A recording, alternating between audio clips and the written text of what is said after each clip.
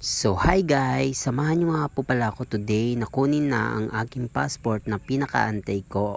At dahil nga sa sobrang excited ko, napaaga na rin po ang pag-alis namin at nagpatid na rin po ako sa aking kapatid. Sobrang saya ko nga dyan kasi akala ko nawawalan na po ako ng hoping na maayos ang aking papeles at now nagawa ko po mag-isa maayos ang aking mga papel at now makakakuha na po ako ng passport without using a valid ID. At nang makarating na nga po kami sa kanto ay halos 1 oras nga po pala akong nagantay ng masasakyan dyan kasi mas gusto ko po yung UV Express kaysa sa bus. Marami naman pong bus pero mas pinipili po yung UV Express, and from Alicia to Santiago nga po pala is halos 1 oras po yung biyahe. At finally, nakarating na nga po tayo sa Robinson, Santiago City. Dito nga po naka-place ang opisina ng DFA kung saan kayo magpapa-appointment ng inyong passport. Kung hahanapin nyo nga po pala ang kanilang opisina, nasa 3rd floor nga po sila.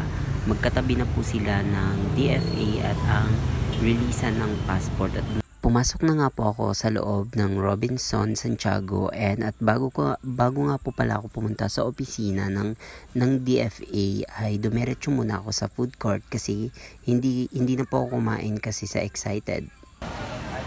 Ito na lang po. Oh, libre nga tanong. Patay. Huwag na tagaro din. Huwag na tanong makagamit ako.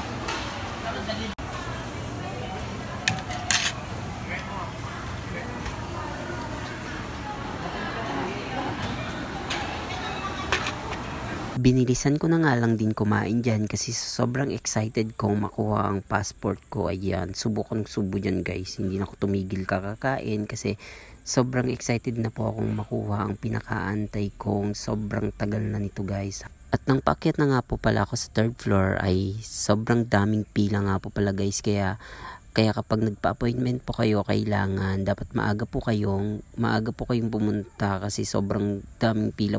Nakapasok na nga po pala ako sa opisina ng releasean ng passport, and kailangan mo lang pong mag-attendance nga po pala dyan. And pagpasok ko nga po pala is iilan lang kami, mga tatlo lang po kami dyan kasi wala pong masyadong pila and masyado po ata akong maaga sa pagpunta. At yan, hindi ko na nga po mapigilan sa sobrang excited ko dyan, hindi na po ako mapakali, and papapirmahan ka nga lang po dyan na may bibigay lang na pipirmahan mo, and hindi mo lang po masyadong mabagal. Pipirmahan mo lang as in pirma lang, and then ibibigay na kaagad sa iyo yung passport.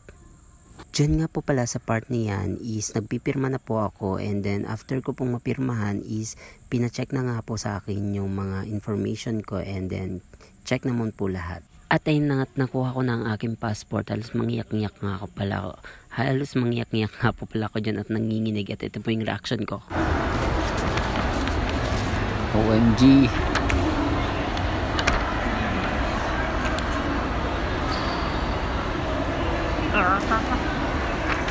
Grabe, hindi ako makareact dito.